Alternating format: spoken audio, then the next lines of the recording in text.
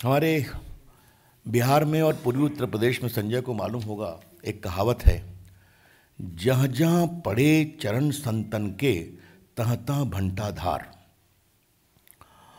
ये व्यंग है, उसको व्यंग। कपिल सिब्बल जी वहां क्या कर रहे थे, ये बात मुझे समझ में नहीं आ रही है। What Mr. Kapil Sibal was doing there? The BJP was like to ask this question. In what capacity was Kapil Sibal present there? किस हैसियत से कपिल सिब्बल वहां उपस्थित थे? मेरा स्पष्ट आरोप है कि कपिल सिब्बल पूरे मामले की कांग्रेस की तरफ से मॉनिटरिंग करने गए थे। और कपिल सिब्बल ऐसा करते रहते हैं, कोई नई बात नहीं है। राम जन्मभूमि पर क्या क्या बहस कर दी है, आज तक कांग्रेस पार्टी ने उसको दूर नहीं किया उनके आर्गुमेंट से। आज तक सुप्रीम कोर्ट के चीफ के खिलाफ इंपीचमेंट फाइल कर दिया, बाद में वापस हो गए। आज तक कांग्रेस पार्टी ने यह नहीं कहा कि ये इंपीचमेंट से हम अपने को अलग करते हैं। अब मैं इससे कुछ बड़े सवाल उठाना चाहता हूं। इस पूरे आयोजन से क्या 2014 के देश के जनमत का अपमान हो रहा है? Is the Congress sponsored event designed to defame the popular mandate of 2014? क्या यह देश के 90 करोड़ मतदाताओं का अपमान है?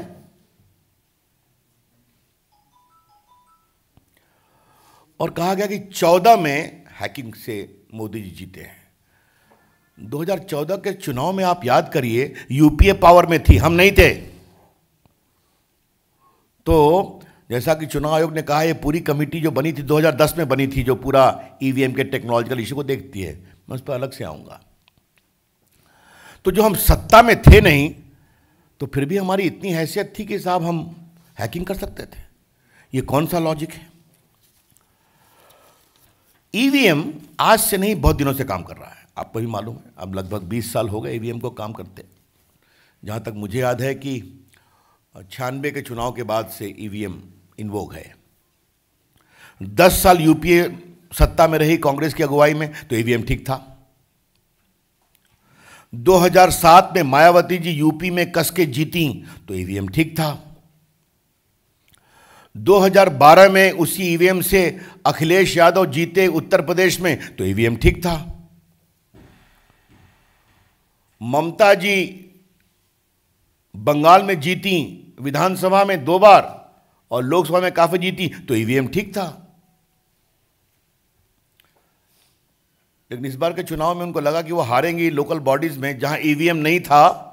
तो किस तरह से लोगों को वोट देने से रोका गया और बैलेट पेपर को स्टफ किया गया, ये आप लोगों ने टीवी पर दिखाया है कि काउंटिंग हॉल में भी वोटिंग हो रही थी। तो क्या ईवीएम हटा करके ममता जी उसी प्रकार की वोटिंग को लाना चाहती हैं क्या? ये सवाल है। तो जो मेरे खिलाफ, और क्षमा करिए, हमारी पार्टी, हमारे नेता के खिलाफ जो बार बार इंस्टीट्यूशन को कॉम्प्रोमाइज करने का आरोप लगा रही हैं, उसकी सबसे बड़ी आरोपी है कांग्रेस पार्टी, जो सुनियोजित तरीके से भारत की संवैधानिक और वैधानिक संस्थाओं की अस्मिता को कमजोर कर रही है।